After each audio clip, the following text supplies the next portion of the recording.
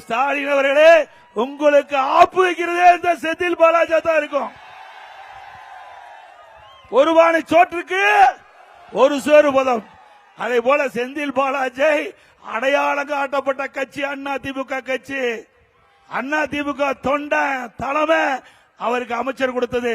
அப்படிப்பட்ட கட்சிக்கே துரோகம் விளைவித்த திரு செந்தில் பாலாஜி நீங்க உயர்ந்த இடத்துல வச்சுக்கிட்டு இன்றைக்கு அவருக்கு பாராட்டு நடத்திட்டு இருக்கிறீங்க. திரு ஸ்டாலின் அவர்களே, ஆபத்தை நீங்கள் உணராமல் இருந்து கொண்டிருக்கிறீர்கள். இன்றைக்கு செந்தில் பாலாஜி மூலமாகத்தான் உங்களுக்கு ஆப்படிக்க போறாங்க. கவலைப்படாதீங்க. செந்தில் பாலாஜி எந்த நிலையில் இருக்காரு? 453 நாள் ஜெயிலில் போய் வந்திருக்காரு.